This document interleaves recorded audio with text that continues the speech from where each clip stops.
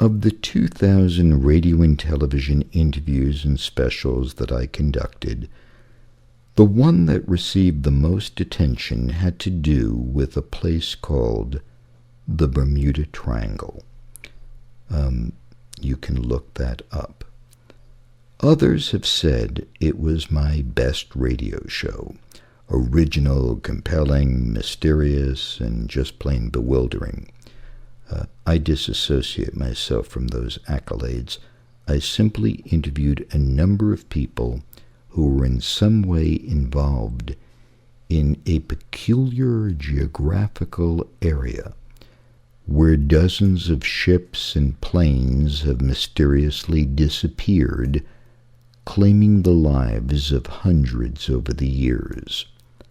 I felt it was a good radio program, but fell short when it came to the issues of resolution. The reality of the disappearances are beyond debate, but the explanations still hang in the air right alongside the fact that the sea guards well her mysteries. During the course of the broadcast, I reported that a pilot who was less than 2 miles from landing in Florida sent out an emergency alert that his plane was going down. His instruments appeared to fail, and he repeatedly uttered the word Stendek over and over before the plane went down.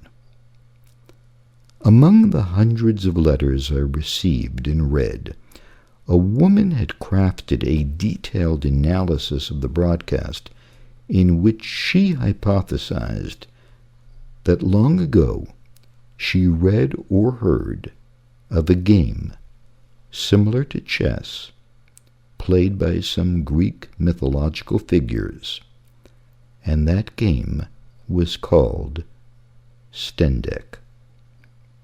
I independently researched this reportage, as well as many others, but was never able to confirm her information.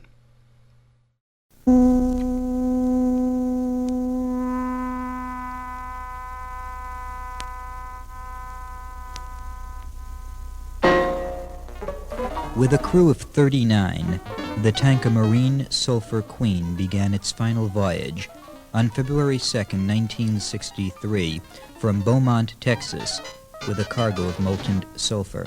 Its destination was Norfolk, Virginia, but it actually sailed into the unknown. A routine radio message on the night of February 3rd placed the ship near the dry Tortugas.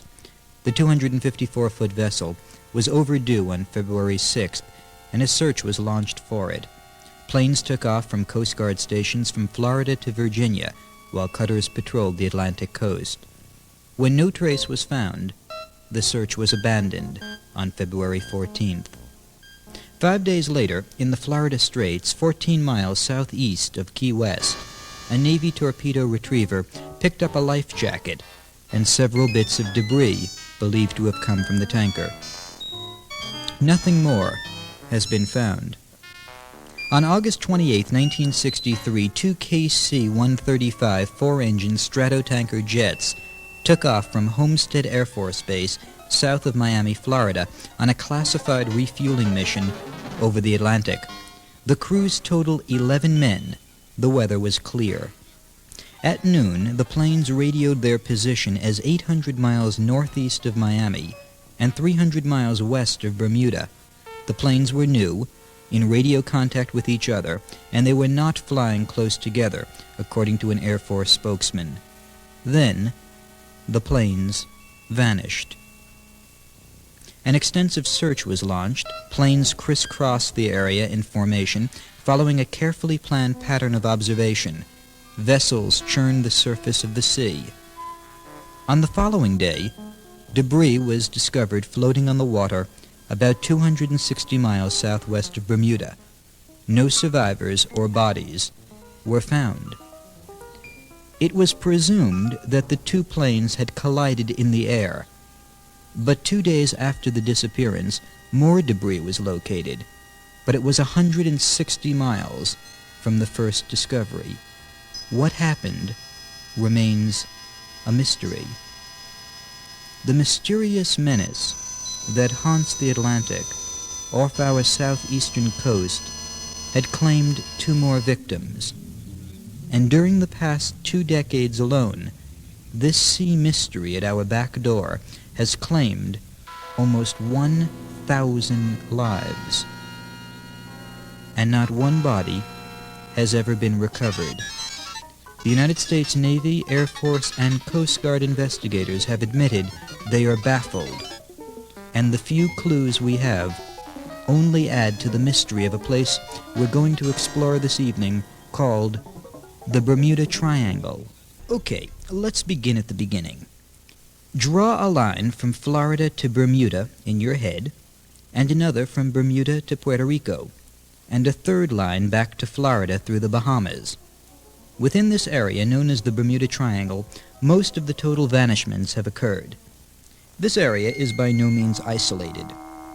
The coasts of Florida and the Carolinas are well populated, as well as the islands involved. Sea distances are relatively short. Day and night there is traffic over the sea and airlines. The waters are well patrolled by the Coast Guard, the Navy, and the Air Force. And yet this relatively limited area is the scene of disappearances that total far beyond the laws of chance.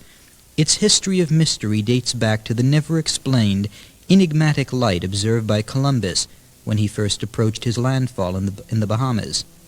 The Bermuda Triangle underlines the fact that despite swift wings and the voice of radio, we still have a world large enough so that men and their machines and ships can disappear without a trace.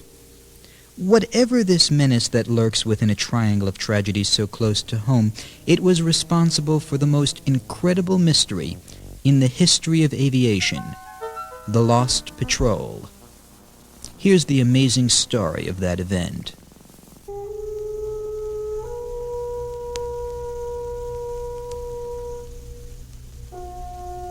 Early on a Wednesday afternoon, 5 TBM Avenger torpedo bombers lined up on runways at the Fort Lauderdale, Florida Naval Air Station. The date was December 5, 1945. Normally, the Avengers carried a crew of 3, a pilot, a gunner, and a radio operator. One crewman, however, failed to report on this day. Dick, when we were talking a couple of days ago, you mentioned that you had come up with an extraordinary man who was the man who refused to go on the Lost Patrol ill-fated flight. All right, let me tell you about that, Elliot. Please. As I told you, I researched the subject for 2 years before I exposed one frame of film. I researched this and hashed it back and forth, and all of a sudden it dawned on me one day, how come when 5 planes took off, each one carries a crew of 3, there were only 14 men aboard? What happened to the 15th man? So I started doing some checking. Nobody down here that ever served at the Naval Air Station of Fort Lauderdale knew what happened to him, and nobody ever gave it any thought why there was only 14 men. So digging a little further, I came up with a name of L. Cosner. Repeat that name, please. Cosner. Right. Cozsner. And he is now a school teacher in the Middle West. And I located him. It took me 2 months to locate him after I found his name. And we brought him down here, and we took him to the old Naval Air Station barracks, and we filmed him in front of the barracks telling why he didn't take the flight that day. And I know you're wondering now why he didn't take the flight, right? Yes, let me just set that up again for our listeners, that on this particular day, the day that the Lost Patrol vanished over the Bermuda Triangle, 14 flyers went aboard to take their positions in this in formation. One flyer that day decided not to fly, and he was, of course, the only man who survived. Now tell us, Dick, why he didn't go aboard. He had a strange feeling, just something said not to go. And he couldn't explain it, he doesn't know why, but he just didn't want to go. Now, he wasn't required to go because he already had his required flight time in for the month, because in the service you have to have so many hours of flight time in to get flight pay. Mm-hmm. And he had already had it in, so he didn't have to go. So he went back to the barracks and went to sleep. The bombers had been carefully checked and fueled to capacity. The engines, controls, instruments, and compasses were in perfect condition, according to later testimony. Each plane carried a self-inflating life raft, and each man was equipped with a life jacket. All 14 men had flight experience ranging from 13 months to 6 years. At 2 minutes past 2 p.m., the flight leader closed his canopy, gunned his engine, and the first plane roared down the runway. The others followed in quick succession, climbing up into the clear sky and heading east over the Atlantic at 215 miles per hour. It was a routine patrol flight. The navigation plan for the formation was to fly due east for 160 miles, then north for 40 miles, then back southwest to the air station, completing a triangle. The relatively short flight would require about 2 hours. The first word from the patrol came to the base control tower at 3:45, but the strange message did not request the expected landing instructions. Quote, "Calling tower, this is an emergency," the patrol leader said in a worried voice. "We seem to be off course. We cannot see land. Repeat, we cannot see land." "What is your position?" the tower radioed back. "We are not sure of our position," came the reply. "We can't be sure where we are. We seem to be lost." Startled, the tower operators looked at one another. With ideal flight conditions, how could 5 planes manned by experienced crews be lost?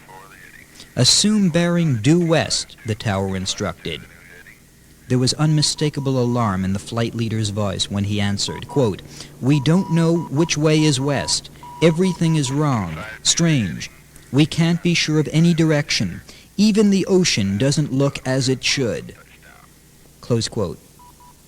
Now let's suppose that the patrol had run into a magnetic storm that caused deviations in their compasses. The sun was still above the western horizon. The flyers could have ignored their compasses and flown west by observation of the sun. Apparently not only the sea looked strange, but the sun must have been invisible. During the next few minutes, the tower operators listened in as the pilots talked to one another.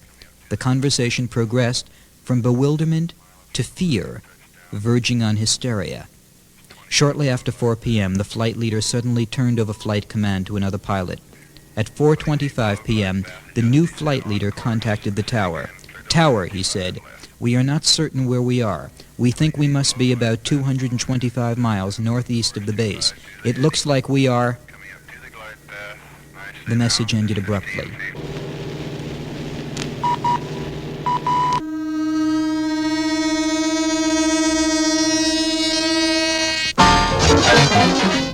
That was the last word from the doomed patrol.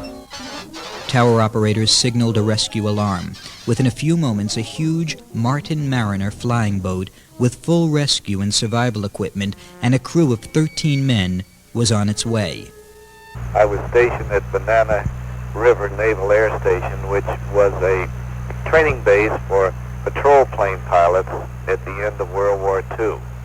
From Miami Beach, Florida, Richard Adams, pilot of a PBM Martin Mariner flying boat, spoke with us about the events around December 1945 at the Bermuda Triangle. December 5th, which I remember very well. The war was over. There was no pressure on anybody. Things were calm and peaceful until the night of December 5th, which I remember very well. I had just finished training as a patrol plane commander at the seaplane base there, and had been transferred over to the utility squadron and the air sea rescue squadron, which was under the Coast Guard, when the disappearance in the Bermuda Triangle occurred. I had finished duty for the day and gone home around 5:30, 6 o'clock, had dinner and gone to bed. When in the middle of the night there was a sudden pounding on our front door, and with the duty officer telling me to report immediately back to the base. When I got there, it was somewhat mass confusion. People running in all directions, lights going on and off, and everything was just kind of in a state of confusion in the ready room. The skipper arrived shortly of the Coast Guard squadron, which I was in the Navy, but I was attached to the Coast Guard squadron. At our briefing that occurred about, I'd say it was now about midnight that night, it seemed that 5 torpedo bombers had taken off from Fort Lauderdale Naval Air Station on a routine training flight. They were due back sometime between 4:30 and 5 that evening, but had failed to return, and they got a very mysterious, garbled radio message from them saying they were in trouble. Our ready plane was dispatched, sometime that evening before I reported to the base, and they hadn't had any reports from it. It had suddenly disappeared, so all of a sudden we were confronted with 5 torpedo bombers that had disappeared with some 13 to 15 men aboard, and then when the rescue plane went out to try to find them, it disappeared with 13 men aboard. These were all trained, experienced Navy flyers and enlisted men that had all been trained in the art of ditching a plane in the open sea, and we couldn't understand what had happened or why we hadn't heard any distress signals. SOS, we got something like each crew had between 11 and 15 men in each plane, and the skipper advised me to take the first plane, as I was the only trained patrol plane commander assigned to the Coast Guard at that time in this particular branch. So we took off the next morning and planned our approach to this area where the planes were last heard from them. And we searched for something like 5 days and 5 nights, and we saw absolutely no trace of a plane or a downed pilot, a life raft. In that time, I think there was something like several hundred planes that were out there from the Army, the Navy, the Marine Corps. There were hundreds of surface vessels that surfaced all through the area. But at the end of 5 days and maybe several 100,000 miles of sea we searched, no trace was found of the planes or the men, and I don't know anyone that knows today what happened to them. What are your thoughts? What do you think happened to them? Well, frankly, there is no explanation. No explanation that a sensible scientific person would try to explain. There just is no explanation. The tower tried to call the Avenger to tell them help was en route. There was no reply. Several routine radio reports were received from the Mariner. About 20 minutes after it left the base, the tower called the flying boat to check its position. There was no answer. What was happening out there over the sea, 200 miles away? By this time it was dusk. Alarmed, operations at Fort Lauderdale notified the Coast Guard at Miami. A Coast Guard rescue plane covered the flying boat's route and reached the last estimated position of the missing patrol. There was not a single sign of the 6 planes. Navy and Coast Guard vessels joined the search. Through the long night, they watched for possible signal flares from life rafts, but no lights broke through the darkness above the Black Sea. At dawn, the escort carrier Solomons moved into the area and dispatched its 30 planes in an aerial search. Within a few hours, 21 vessels were combing the sea. Above the ships were 300 planes flying in grid search pattern. The British Royal Air Force passed every available ship into service from the nearby territorial islands, and all during the day the sky and the sea were methodically crisscrossed over an ever-widening area. The intensive search continued on the following day, not only between Florida and the Bahamas, but 200 miles into the Gulf of Mexico. 12 large land parties searched 300 miles of shoreline from Miami Beach to St. Augustine. Low-flying planes checked beaches south to Key West and north to Jacksonville, but not a scrap of wreckage or debris was found. Military experts were baffled. How could 6 airplanes, including the large Mariner, and 27 men totally vanish in such a relatively limited area? Mysterious, mystic, supernatural, unlikely. This area, commonly bounded by Bermuda, Florida, and Puerto Rico, might have on the surface what could be considered a high disappearance rate, but you also have to consider the amount of air and sea traffic of this section. Speaking to us from Miami Beach, Florida, United States Government Public Information Office, 7th District Coast Guard, Ron Wright. The majority of disappearances in this area can be attributed to its unique environmental features. First, the Gulf Stream, with its turbulence and swiftness, can quickly erase any sign of disaster.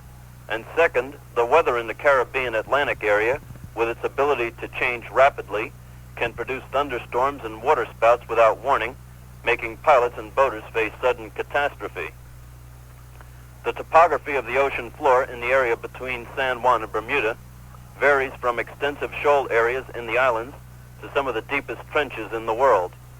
With the interaction of strong currents over many reefs, the topography is constantly changing, and hazards to the mariner can be swift.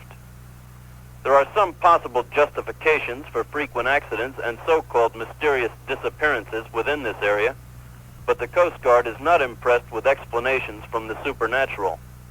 The combined, unpredictable forces of man and nature are sufficient enough to supply unexplainable occurrences. A problem we face here in South Florida is the large number of boaters transiting the waters between Florida's Gold Coast and the Bahama Islands. Too many times people will attempt to make the crossing with a boat too small, a lack of knowledge of the area, and a lack of good seamanship. But they insist on trying, and that's what keeps Coast Guard Air Station Miami the busiest search and rescue unit in the world. When people show no respect for the sea and venture into it, the odds are against them.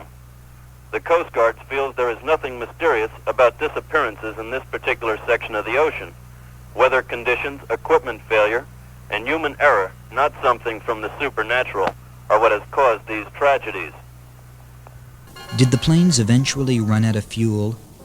While the Avengers were not especially buoyant, the Navy said that they would remain afloat long enough for life rafts to be launched, and the crewmen shouldn't even get their feet wet. All the missing men were trained in sea survival procedures and had Mae West life jackets. After similar ditchings, Navy crewmen had existed for days, even weeks in open sea. Each plane had its own radio facilities. Why was no SOS received from at least one of the planes? Commander H.S. Roberts, executive officer at the base, suggested that his flyers might have been blown off course by high winds. The Miami Weather Bureau reported that there had been gusts up to 40 miles per hour in the general area where the patrol was last reported. These winds would not seriously influence flying. A waterspout would affect only a low-flying plane, but if a freak waterspout had struck the patrol, there would certainly have been debris. And what about the Mariner? Did it meet the same fate as the patrol? All these theories disregard the puzzling circumstances reported by the flight leader, the curious observations, and the strange inability to determine location.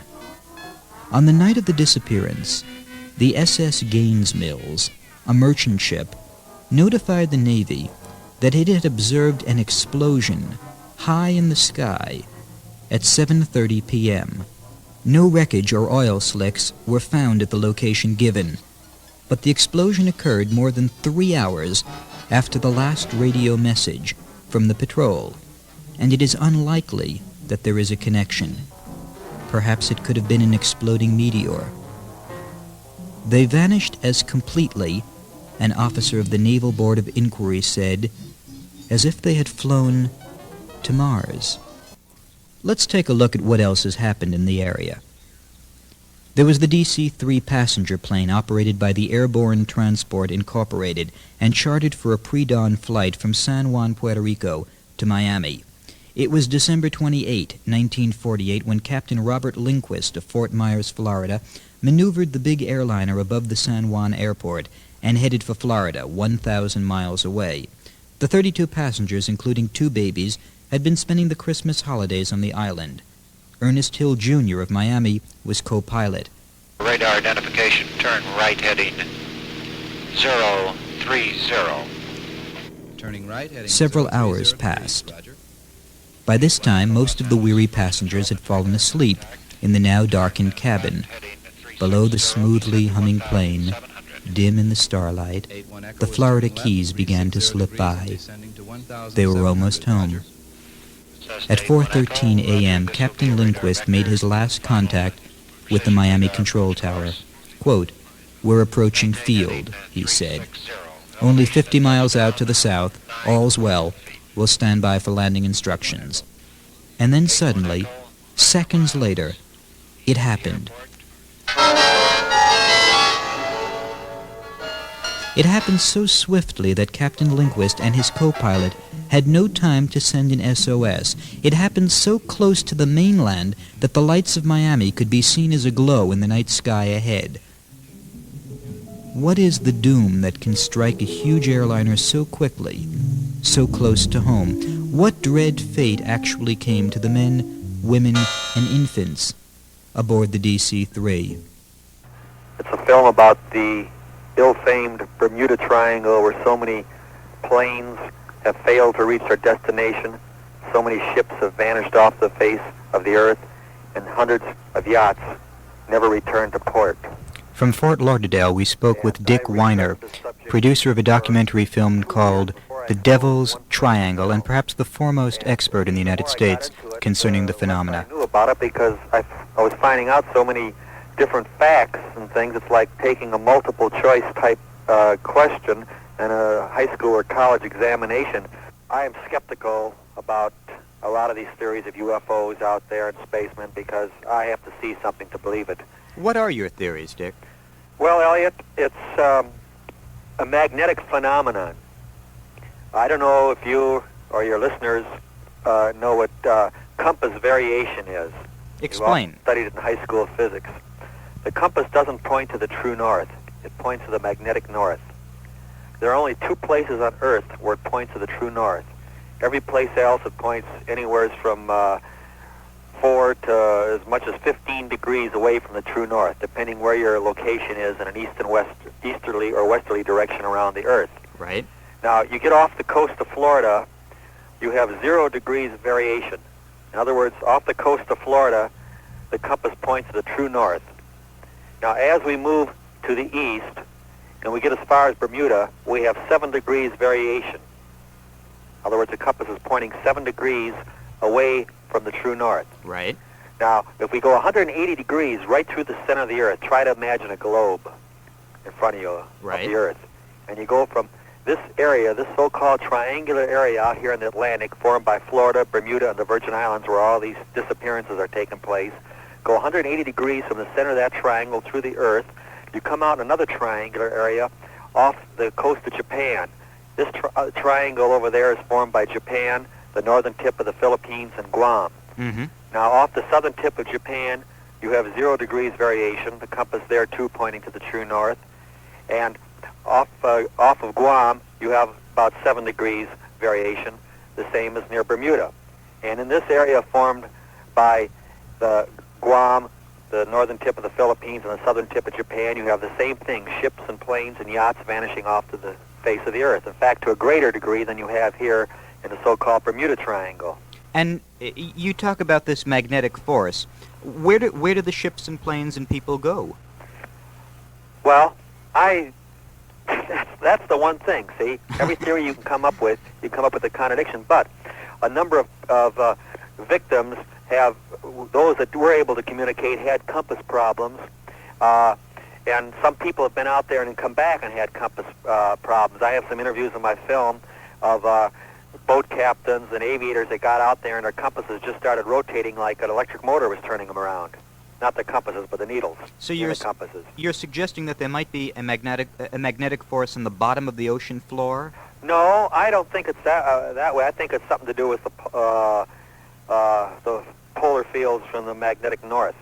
Now, do you have any idea if these objects are like sucked out of the Earth's atmosphere or sucked into the ocean? Because there's hardly ever any debris or bodies located. No, there's very seldom any debris found. I have a well-known clairvoyant in my film, and he surmises that it's something to do with the contraction and the expansion of the Earth from the heating beneath the sea, and from time to time it opens up and creates a giant vortex, a whirlpool, and anything within range of it gets pulled down, and airplanes under 10,000 feet get pulled down into it. And What clairvoyant was that? there's a man named Dijkshoorn.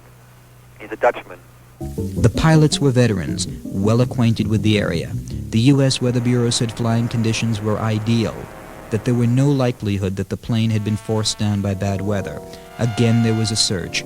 48 Coast Guard, Air Force, and Navy vessels joined in carefully covering the area, fanning out from the plane's last reported position. In much of this region, the sea is so shallow that any object the size of a transport can be seen on the bottom. Again, planes crossed and crisscrossed the area, flying almost wingtip to wingtip. They watched for debris, for groups of sharks or barracuda. Eventually, the searchers scanned 310,000 miles of sea and land, including the Caribbean and Gulf areas, the Keys and the Everglades. Nothing was ever found. The limbo of the lost that claimed the DC-3 and its passengers was on no map chartered by man. Why the planes of the British South American Airways were especially plagued by disappearances is a mystery within a mystery. The company was merged a few years later with the British Overseas Air Corporation, that's BOAC. Earlier in 1947, one of its airliners, the Lancastrian Stardust, was on the London-Santiago route. It didn't vanish in the Bermuda Triangle, but in Chile, leaving behind a classic enigma of the skyways. The Stardust was due to land at the Santiago airport at 5:45 p.m. on August 2nd. At 5:41, Captain R.J. Cook, the pilot, radioed his arrival time. There was a brief pause, and then came the word Stendek, loud and clear. The strange word was twice repeated. Stendek, Stendek. Then silence. The Stardust was never heard from again. No wreckage was ever found, nor has anyone ever explained the meaning of the cryptic word Stendek.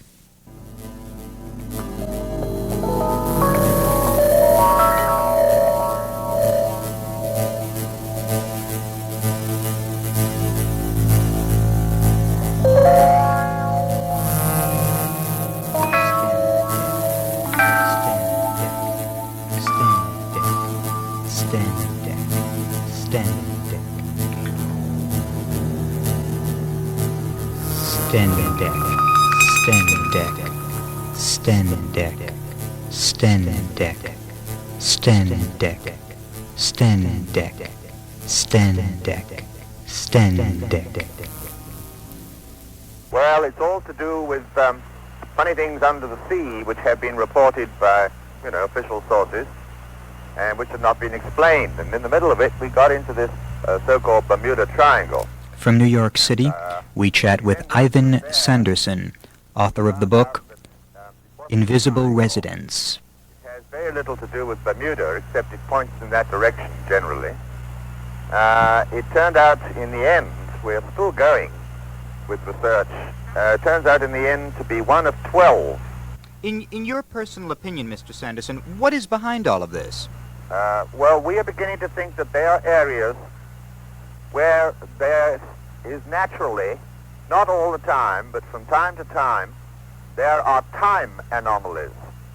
Something goes wrong with our time. And what actually happens is that these ships and planes and people and knows what else seem to sort of drop out of our time thing, you see? Mm-hmm. Because it's mostly the airline pilots and the other flyers who brought this to our attention. We tried everything else. We thought of ocean currents. Well, some of them are on land, some of these things. Then we thought of gravity going wrong. Then we discovered a second kind of gravity, which had just been worked on. Then we tried electromagnetic effects, but nothing, or meteorological, anything else. Nothing seemed to fit except airplanes, let's take planes because it's simpler, would go into this area at certain times, and they'd come out either too soon or too late. And we had case after case like this with, they've got their official logs to prove it. In other words, while they were in, and some of them got buffeted about, Others simply the radio and everything went off completely, and radar, and according to the time logged on the ground over which they were flying, you see all the sea, Right. they came out absolutely wrong. When sometimes the winds, everybody said, oh, you just had a bad headwind or a hard tailwind. But in these cases, the wind was all written down at the level they were flying, and it was in the wrong direction, too. That's fascinating. How much time did they lose? Well, the longest I think that we've had was 6 hours. So, in your opinion, the mystery behind the Bermuda Triangle lies in a time gap. That's right. You put it very well. A time gap between our universe and another one which may be in the same place, but at a different time, do you see? In other words, a universe that's actually this planet also. Yeah. That's an incredible theory. That's fascinating. Well, it was Einstein who put it up first of all, and he said that probably, according to his calculations, etc., we were only one universe or space-time continuum, and that there should be an infinity of other ones, an infinity, on forever. Some of them in a different place at the same time, some of them in the same place at a different time, and so on and so forth. And apparently there will seem to be places, when you have a globe like ours, a magnetic globe which is spinning in what we call space, Right. this sort of, just like there are gravitic anomalies, places where gravity pulls stronger than it should do, you know?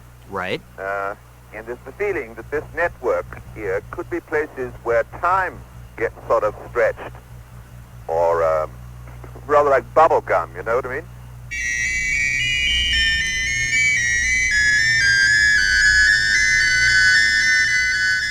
The next victim of the jinx was a ship, the Sandra, a freighter, 350 feet long, radio-equipped, sailed from Savannah, Georgia in June of 1950 for Puerto Caballo, Venezuela. Heading south, she passed Jacksonville and St. Augustine along the well-traveled coastal shipping lane. There she disappeared as completely as if she had never existed, in the tropic dusk, just off the Florida coast. There was another futile search by air and sea. No debris or bodies were ever found in the sea or on the beaches. In October 1954, a U.S. Navy super Constellation disappeared just north of the Bermuda area. There were 42 people aboard. Although the plane had 2 transmitters, no radio signals were received. There was no trace of debris or bodies, though hundreds of planes and ships searched for days. Commander Andrew Bright, head of the Navy's Aviation Safety Section, admitted that the Navy had no explanation for the disappearance. At that time, I was living in Arlington Heights, Illinois, working at our company's Chicago office. It was Christmas, 1957.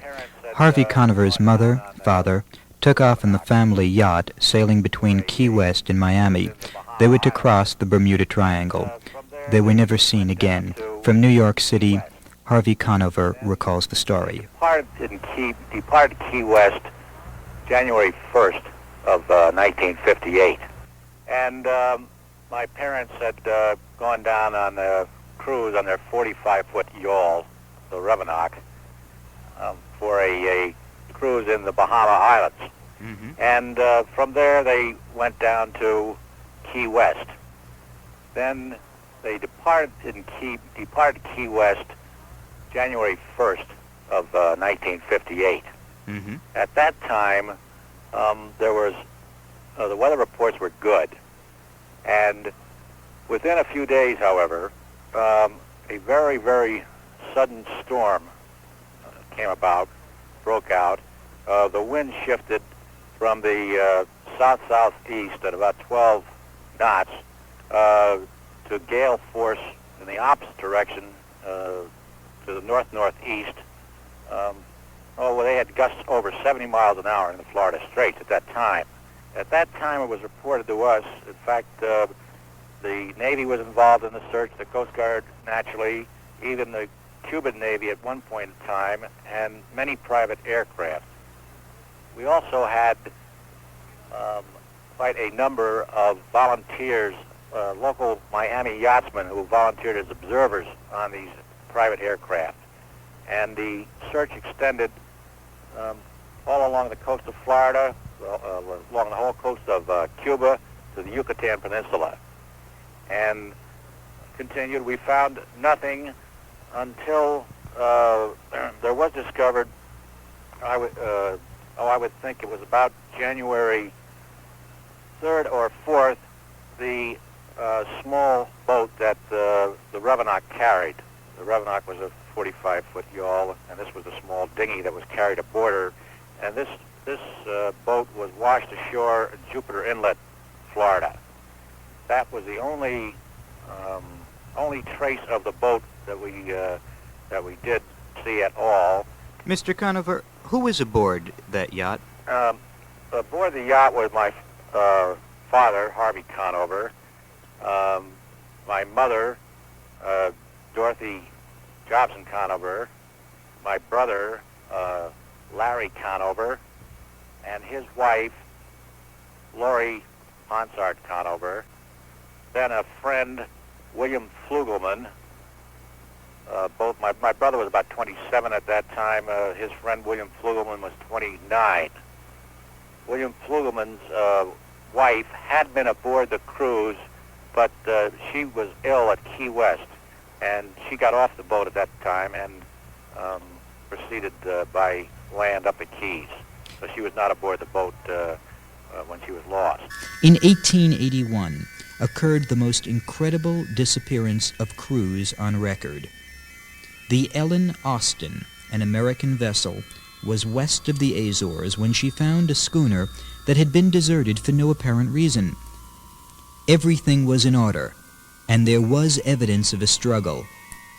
To claim salvage, a crew from the Ellen Austin was placed aboard, and the two ships started for port. Then a squall blew up and separated the ships. When the schooner was found, she was again deserted. The new crew had also vanished. Another crew was finally persuaded to go aboard. Again, a squall separated the vessels, and the schooner and the men were never seen or heard of again. Vessels found strangely abandoned in or near the Triangle during the present century include the Carol Deering that ran aground at Diamond Shoals, North Carolina in 1921, the John and Mary discovered 50 miles south of Bermuda in 1932, and the Gloria Calite of St. Vincent, British West Indies, found in 1940. 14 months before the disappearance of the Navy patrol from Fort Lauderdale, the Cuban freighter Rubicon was sighted by a Navy blimp off the coast of Florida near Miami, with only a dog aboard. It was in perfect condition, with the personal possessions of the crew intact. Total disappearances of vessels have been more frequent than mystery derelicts, beginning with the schooner Beta in 1854. In 1880, the British Atlanta, a training ship, sailed from Bermuda and vanished with 250 cadets and sailors aboard. In 1918, there occurred within the Triangle the most amazing disappearance of a vessel in American naval annals. This was the USS Cyclops, a Navy supply ship, 500 feet long, with a 19,000-ton displacement. When she sailed from Barbados, British West Indies, on March 4th for Norfolk, she had 309 members of a crew aboard and a cargo of 10,800 tons of manganese. The weather was excellent. No radio messages were ever received, and no trace of the wreckage was ever found. Well, we were down there quite some time, and then I was detached down there, sent to another ship, and I was in Bahia, Brazil, when Carl Nervig is 81 years old. In 1918, he was a member of the crew of the USS Cyclops. And I was in Bahia, Brazil, when the Cyclops came in on her way home. I see. And that is the last I saw of her, in her. And it was on the way back from Brazil that the ship went down? That's right, that's right. Did you know many of the people aboard the ship? Oh, yes, I knew all the officers and quite a few of the crew. There were... When we left, when I left him at the gangway, he held out his hand to I held up my hand. He took my hand in both of his and says, well, goodbye, old man. God bless you. I mean, it had kind of a, well, it hit me at the time as something kind of strange. And that is, of course, the last time was ever heard from. Do you have any idea why he said that to you, Mr. Nervig? No, it was, I don't know. It's kind of a strange thing. I mean, just very emotional. The sea guards well her secrets.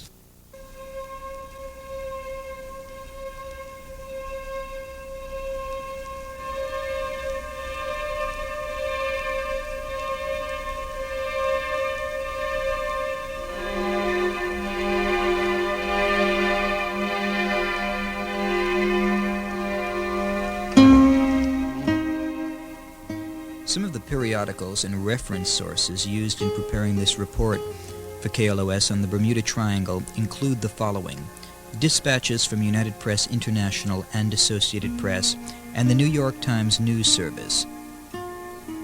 The book, The Mystery of the Lost Patrol by Alan W. Eckhart, American Legion Magazine, April 1962. The book, The Flying Saucer Conspiracy, by Major Donald E. Kehoe. The book Stranger Than Science by Frank Edwards. Project Magnet is explained in a folder issued by the U.S. Navy Hydrographic Office, Washington 25, D.C.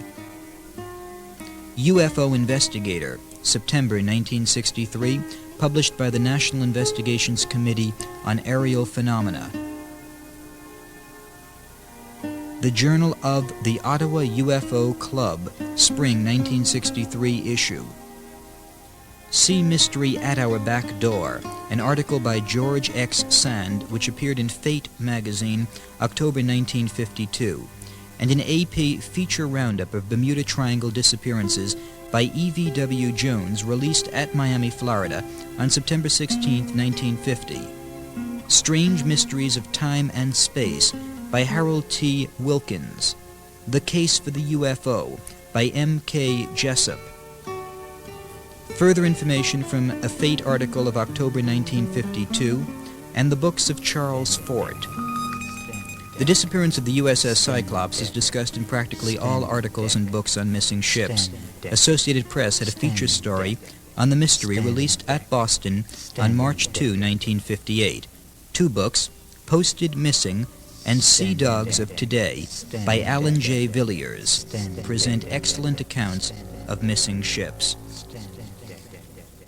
And finally, additional material came to us from the Library Research Service of the Encyclopedia Britannica, Chicago, Illinois.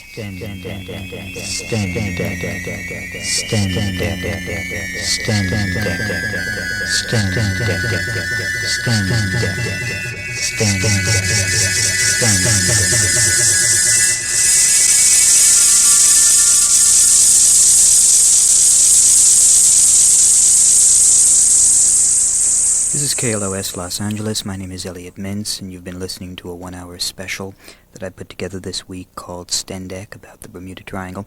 The engineer, by the way, on that recording is Roger Latham, who did an extraordinary job. Roger Latham in helping me put all of that stuff together. And, of course, thanks go to all of the people who I spoke with to make it happen. I hope that put your head in a place where you like to be. We'll come back in a little while, and we'll spend the rest of the night on the telephones probably talking about it.